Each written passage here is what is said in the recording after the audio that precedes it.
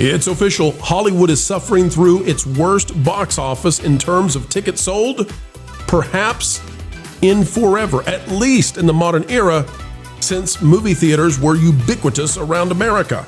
And what does it mean? Well, you might see an end to the silver screen starting next year. We'll tell you why it's dire and Hollywood better hire new creatives with brand new visions. But secretly, the best is yet to come.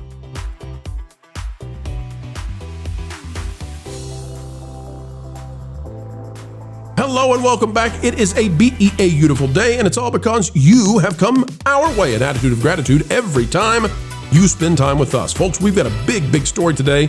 2025 has been the worst year in the history, the modern history of cinema. People are not talking about it and just how bad it is. It's a total collapse. We'll bring it to you and what it means. And we've got good news, a silver lining like you can't believe. Click the like button and off we go. All right, folks, take a look at this out of Breitbart from John Nolte, the legend, the man. 2025 summer box office is the worst since 1981, according to Nolte. Let's see what he has to say. The far-left New York Times will never admitify why this is happening, but it did report that the 2025 summer box office was the worst since 1981. The worst in 44 years. How can this be? It was the summer of Pedro. Peepaw energy clearly did not save things. Multiplexes in the United States and Canada had their worst summer since 1981 after adjusting for inflation and excluding the pandemic years. Not sure which years those are, just one will do, from the Times. It says this was supposed to be the summer when the North American box office returned to form, finally from the pandemic slump. We believe that a dramatic reawakening of the industry domestic box office has begun. Adam Aron, chief executive of AMC Entertainment, the continent's largest theater operator, gleefully told analysts in May, yeah, that didn't happen. Survive till 25 was the Hollywood mantra, as though the appeal and quality of the product still had nothing to do with survival. Is it time for Hollywood to concede that a lot of moviegoers in North America are never coming back? That movie theaters have permanently lost 20 to 25% of their customers, the Times asked? Well, it's far worse than that, ladies and gentlemen. Here's the deal. Here's what you need to know. Yes, the summer box office has been a total disaster, but it was the best and the brightest of the year. Why? Well, folks, so long as you say, there was Minecraft and that was all we had in the winter and the early spring, it brings you to the summer. And outside of a few moderate successes, I mean, we had no $1.5 billion legendary stories. Lilo and Stitch barely got past the $1 billion mark, and that's it. If you look outside the summer, gentlemen, it's actually much more bleak. It's not 30 to 40% of the cinema goers that are gone. It's something like 50 to 60% compared to these prior years. And here's the thing about it. Movie ticket prices have far outstripped the rate of inflation. So if you're measuring this in butts and seats, ticket sales, like the cultural impact of the movies and going to the movies, guess what? I'm not sure we've ever had in modern history a worse year than this one. I'm not sure we've had a worse year. We went 10 weeks at the domestic box office without a single time of breaking $100 million with all top 10 films combined together. I mean, this has been a slaughterhouse. And the things that they've bet big on, things like Stephen King, things like Pedro Pascal, guys, what in the world is going on? And is there a turnaround on the way? Do you think now that Hollywood is going to try to save itself, or is the industry done? Is it over? This year, there have been two surprise genres that have hit that I think you're going to start seeing studios focus on: low budget horror and anime. And there were two anime films this year that walloped everything the big studios put out. Demon Slayer got more than Fantastic Four, got more than Superman. It walloped everything. So, I mean, look, it's the 5th highest grossing film of the year is an anime film. So, and Chainsaw Man was doing great too. And and of course, the number one, look at that, is Ne Zha 2 out of China. So, Disney likes to say that, Lilo and Stitch is the only film to break $1 billion this year. That's not true, because for some reason, everybody ignores the fact that Ne Zha 2 exists. Ne Zha 2, in fact, it's a long shot, but it might break the $2 billion mark. And China has been chasing for a very long time, having the record-breaking biggest box office. They might be able to do it. Neja 3 might be able to do that down the road. I'm always suspect, though, about these numbers for the Chinese films because there's a social credit score that's assigned to people based on what their preferences and choices are for consuming. So, that I never like to really use the Chinese stuff simply because it's not a truly free market system over there. They're perhaps dissuaded from going to see American films. That's not going to happen with Zootopia, by the way. Zootopia has to come in and save the day. Wicked has to come in and save the day. Guys, we've never seen anything like this. And, one of the things I'm thinking about is perhaps, though, we've made a big difference. Perhaps the market has made a big difference. Because if you go back in time, back to, let's say, 2022, when the movies that we're watching today were likely greenlit made, they believed that an entirely different political landscape was in front of them. They believed that they would be looking in the rearview mirror at an era gone by of the Orange Man bad and all of his followers sad. And that's not what came to be. And so they're recalibrating right now. I mean, you've got Disney dropping DEI. You've got all of these companies. You got Paramount going very moderated now under Skydance, and they're trying to buy Warner Brothers.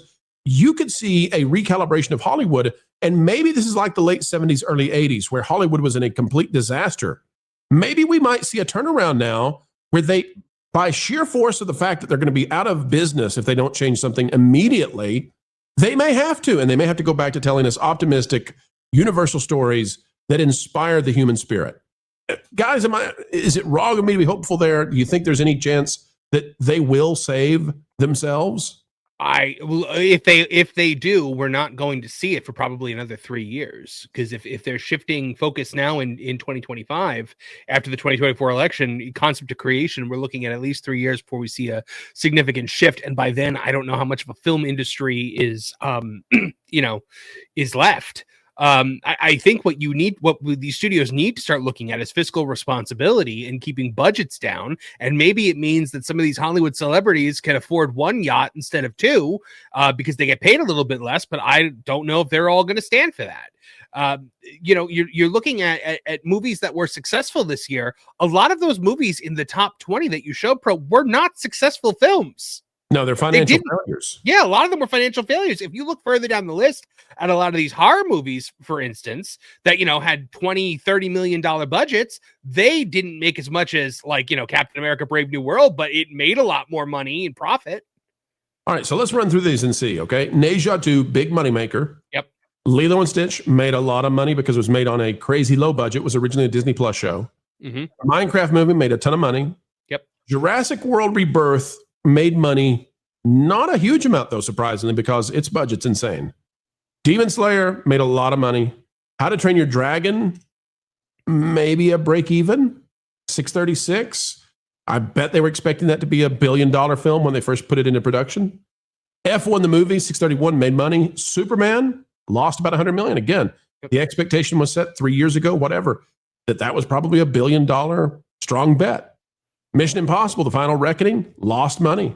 Fantastic Four First Steps, lost money. Conjuring, Last Rites, made money. Captain America Brave New World, lost money. Thunderbolts, lost money. Sinners, I don't remember, guys. Do you all recall? Did it broke even or pulled a little bit of a profit, but not much. Not much. And then we get down to these numbers where it starts getting difficult to even imagine that stuff made money, like Snow White at number 18 with 205 million worldwide.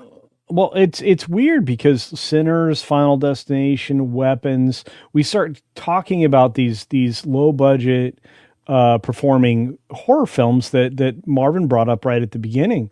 Those were the things that were coveted by studios because they had such low impact on the bottom line that they actually had an opportunity to render some kind of a profit or some earnings on the positive side. I think even our friend Valiant's been promoting those as winners in Hollywood. And I don't think that's a bigger problem. I think, Pro, is they don't recognize what their winners are going to be, because their winners have always been based on what they spent the most money on. But that's no longer been true for what I would say 3 years now. Right, because they ideologued their big IPs. Yeah. Right? They transmogrified them into something that people don't want to see anymore. Believing that the IPs were so strong that people would go watch, their favorite superhero no matter what. Didn't matter what the story was. It doesn't matter the quality. They'll watch it, so speak the stuff in it, and let's Trojan horse in our politics into the mass pop culture media. Right, and everything's a franchise now, and it's all a lot of it's not original. I get it. There is some original stuff on there, but so I've been on a show called The Monday Hangover on Monday nights. Wait, isn't that like a drunk 3PO property? It is. It's a Geeks and Gamers show, and I just want to bring up 1984. Maybe this is the wrong year to bring up here because it's so packed, but if you look, the numbers were lower because we weren't talking about global grosses, but just bear in mind that the stuff outside of the United States, they don't actually make that much money off of it. Just looking at 1984, Ghostbusters, Indiana Jones, Gremlins, Karate Kid, Police Academy, Footloose, Beverly Hills Cop, Star Trek 3. I mean, we get all the way down to Terms of Endearment before we get something that is that they're not going to be doing a reboot of. Romancing the Stone, which was the movie that got Bob Gale Back to the Future. Splash. I mean, you start getting down here, and it's not as much. Or let's skip ahead 11 years over here to. Don't forget Red Dawn and the Terminator in that list because they came out later in the year. Yeah. Batman Forever, Apollo 13, Toy Story, Pocahontas, like these lists of just, there are so many good movies on here. There's a couple of, we're not forgetting that Frank Marshall made Congo down here, but Congo 7. Yeah. It's just, they could act. Oh, and by the way, Braveheart was all the way down here at 21. Mortal Kombat made more than Braveheart in that year, in that calendar year. Yeah. In that year, it did get the Oscar, but it was also at a time when the movie that got the Oscar was one that everyone generally agreed it was. Everybody saw. Yeah, it was a film people saw. Yeah. No one has ever seen Moonlight. I don't think anyone has ever seen Moonlight. I'm just going to make that statement and just trust that it's true. Jonas, you're bringing up a great point here. If you go back in time, it's not your imagination, ladies and gentlemen. The top 10, top 15 movies are things that we all remember. We all talk about. Your kids still watch them. People today are watching and listening to stuff from 20 and 30 years ago more than 2 or 3 years ago. But this goes back to a bigger point you were talking about, Pro. Butts in seats. Oh, yeah. There were butts in seats on these. There isn't now. We look at earnings and we go, wow, I can't believe it made that much money. But honestly, our reaction should be, I can't believe that many people saw this movie. Well, if you adjust for inflation, these numbers are insane. They are. Top again, Jonas. What's that? You want 1984 or you want it all the way at the top? Or do you want me to go to another year so we can see another collection of films that did fantastic and we all remember them and they were good as opposed to this? You can do so. Just remember, folks, when we're looking at these back in the 90s, ticket prices are something like 1/3 or even less. Than what they were less than $10. They were less than $10. This is 1998. I think adjusted for inflation, Titanic's near $2 billion. Is that right? Yes. Yeah, okay. I mean, I can bring up the inflation chart if we absolutely had to. No, we don't have to. But the bottom line here is also not only did these make money in the box office, then they went into VHS and DVD and Blu-rays later on, and there was this market. And they had cultural impact. And I need to add to this conversation because this is the point where we started to have 100 cable channels where these films would play later in their maturity. Yeah. So, there was more there. So I want to give they also had deep impact at number 7. I want to give some optimism here. Ron, I actually think that the demise of Hollywood is going to open up the doors to everybody across North America and beyond. There are a lot of folks out there terribly worried about AI. They think it's AI slop, and I understand why. But somebody is going to start making great stories again, and that's what we're starved for. That's what we see here. These are good stories. These are great stories. They're funny stories. They're enjoyable stories. They harken back to a better time. I mean, you can't even make stuff like The Water Boy today. You can't make it. It's crazy. We don't even have comedies anymore. And when people say, what's going on, with elections of Mamdani and crazy people in Seattle, and why have our young people lost interest? We stopped making great stuff because you all deconstructed everything we loved. Well, because everybody's going to start doing it again.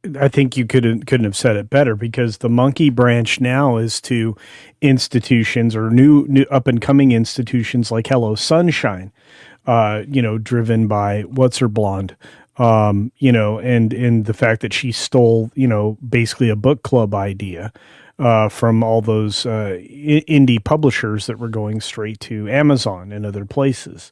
And, they're going to go and grab those women empowerment stories, and those are going to collapse. And it's going to be the next generation of the things that are not driven by ideology that'll do well. So I think you're spot on, Pro. The next things are out there. And believe it or not, these gentlemen that you see here and the people that are in our sphere are that generation, because they have ideas and they aren't afraid to share them very aggressively, and sometimes with bad words.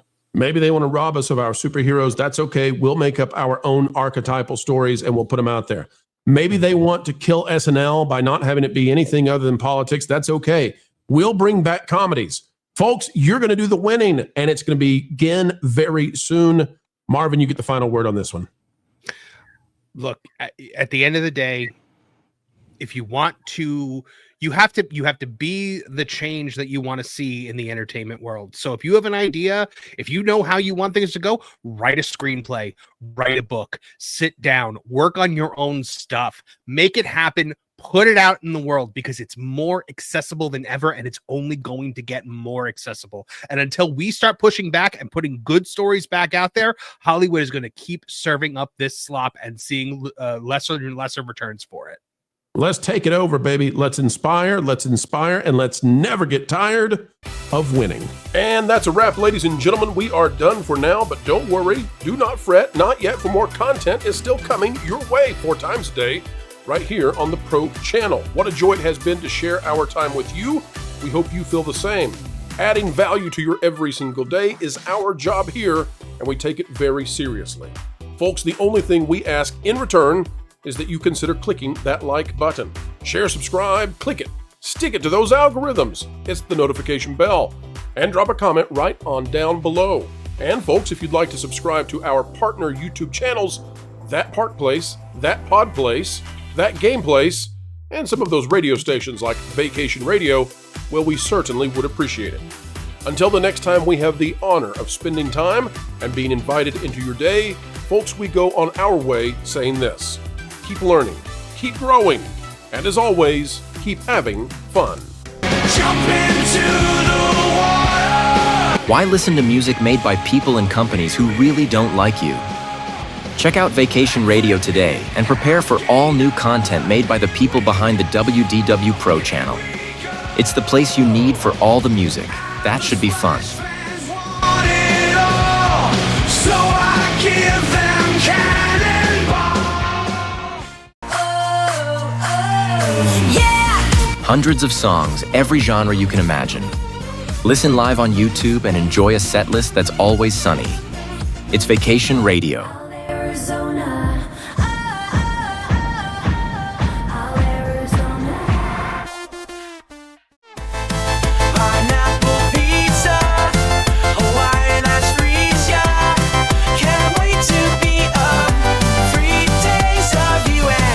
What are you waiting for?